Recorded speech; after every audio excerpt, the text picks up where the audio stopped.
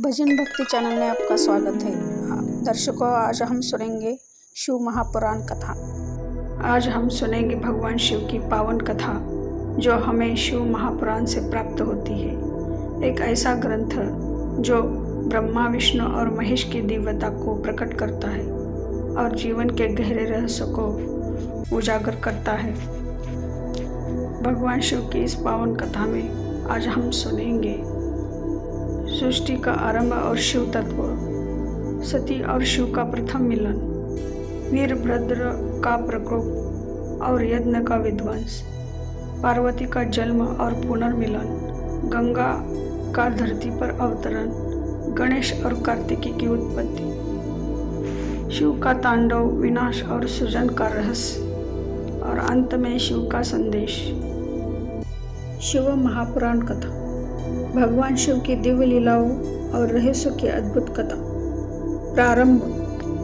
सृष्टि का आरंभ और शिव तत्व। जब यह सृष्टि नहीं थी, चारों ओर केवल अंधकार था, कोई काल, दिशा, तत्व या चेतना नहीं थी, तब केवल एक ही शक्ति विद्यमान थी, वह थे भगवान शिव।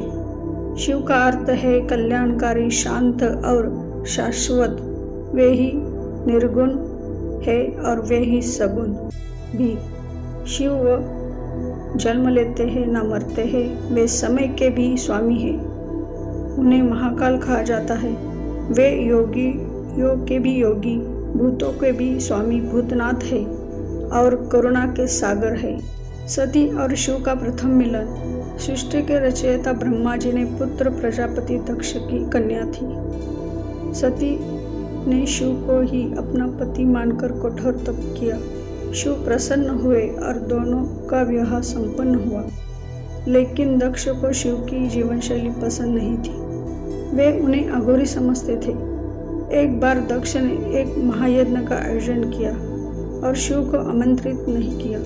सती को यह अपमान सहन नहीं हुआ। वे यज्ञ स्थल पर पहुंचे और वहां अपने पिता द्वारा शिव के अपमान को देखकर उन्होंने यज्ञ अग्नि में अपने प्राण त्याग दिए। वीरभद्र का प्रकोप और यज्ञ का विध्वंस। जब यह समाचार शिव तक पहुंचा, वे क्रोधित हो गए। उन्होंने अपनी जटाओं से वीरभद्र और भद्रकाली को उत्पन्न किया।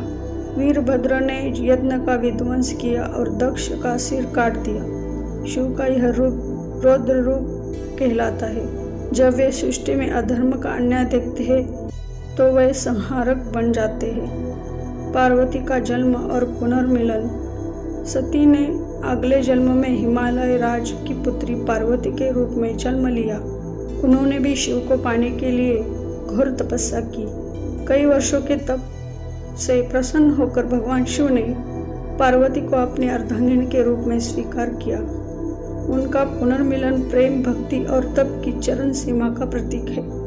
गंगा का धरती पर अवतरण। राजा भगीरथ की तपस्या से प्रसन्न होकर गंगा को धरती पर अवतरित होना था, लेकिन उनके वेग को कोई संभाल नहीं सकता था। तब शिवजी ने अपनी जटाओं में गंगा को रोका और फिर धीरे धीरे धरती पर प्रवाहित किया, इसलिए वे गंगाधर भी कहलाते हैं। गणेश और कार्तिकी की उत्पत्ति। गणेश जी का जन्म। एक दिन पार्वती ने अपने तन के उबाटन से एक बालक को बनाया और दरवाजे पर रख दिया। उसी समय शिव वहां आए और बालक ने उन्हें अंदर जाने से रोका। शिव ने क्रोध में उसका सिर काट दिया। पार्वती ने दुख से द्रवित होकर शिव ने एक हाथी का सिर उस बालक के धड़ पर लगा दिया। इस तरह भगवान गणेश का जन्म हुआ। सिद्धि, बुद्धि और शुभदा के देवता। कार्तिकेय का जन्म। तारकासुर नामक राक्षस का वध केवल शिव के पुत्र द्वारा हो सकता था। उसी उद्देश्य से कार्तिकेय मृदंग स्कंद का जन्म हुआ। वे देवता के सेनापति बने।